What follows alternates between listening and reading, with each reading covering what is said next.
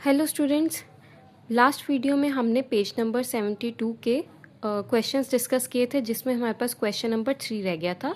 तो हम chapter number 11 electricity class 10th के जो चैप्टर के इन बिटवीन क्वेश्चंस हैं उनको डिस्कस कर रहे हैं।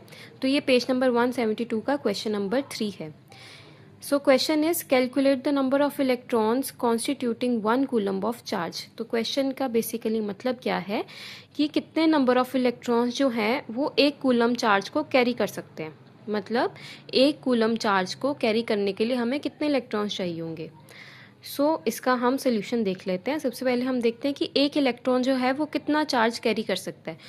एक electron 1.6 into 10⁻⁻19 Coulomb's charge carry करता है। ये वैल्यू फिक्स्ड है, ये आपको एज इट इज़ लर्न करनी है।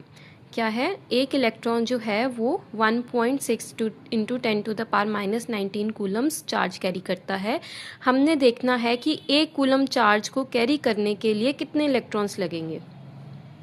तो हमें चार्ज की वैल्यू कितनी दी है, 1 कूलम।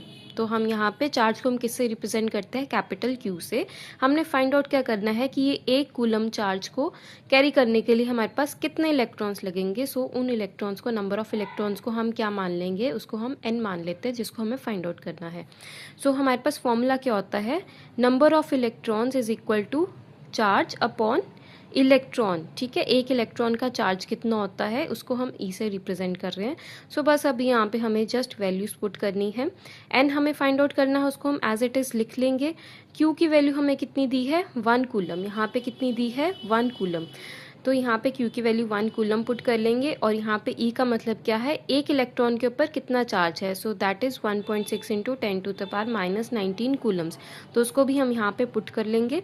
अब यहाँ पे इसको सॉल्व करना थोड़ा मुश्किल है, तो आप एज इट इज़ इसकी वैल्यू याद रख लो कि इसको सॉल्व करके हमारे पास कितने नंबर ऑफ इलेक्ट्रॉन्स आएंगे, 6.25 इंटू 10⁻18 इलेक्ट्रॉन्स। हमारे पास क्या आंसर आ गया कि 1 कूलम चार्ज में कितने इलेक्ट्रॉन्स होते हैं, कितने इलेक्ट्रॉन्स इतना चार्ज कैरी करते हैं। That is 6.25 into 10⁻18। लास्ट में हम आंसर लाइन लिख देंगे। Therefore, the number of electrons constituting 1 coulomb of charge is 6.25 into 10⁻18 electrons. ये जस्ट हमने क्वेश्चन वाली लाइन को मॉडिफाई करके हमने अपनी आंसर लाइन बना ली है। तो अगर आप इस तरह से अपने एग्जाम्स में आंसर लिखोगे तो आपको फुल मार्क्स मिलेंगे। नेक्स्ट हम पेज नंबर 173 की एक सॉल्व एग्जाम्पल को डिस्कस कर लेते हैं। This is example number 2। How much work is done in moving a charge of 2 coulomb across 2 points having a potential difference 12 volts? सबसे पहले हम क्वेश्चन को समझ लेते हैं। उन्होंने बोला है कि अगर हमारे पास एक चार्ज है, ठीक है, उस चार्ज की वैल्यू कितनी है, 2 कूलम्स। ठीक है जी, चार्ज यहाँ पे मतलब ये Q की वैल्यू हमें दी हुई है 2 कूलम्स। उसको हमने मूव करना है, और मूव क्या करना है, दो हमारे पास वोल्टेजेस हैं, उनके बीच में हमें मूव करना है, जिनके बीच में पोटेंशियल डिफरेंस कितना है, 12 वोल्ट्स का। ठीक है, तो हमें यहाँ से यहाँ तक चार्ज मूव करना है, और ये चार्ज की वैल्यू कितनी है, 2 कूलम्स चार्ज की वैल्यू है।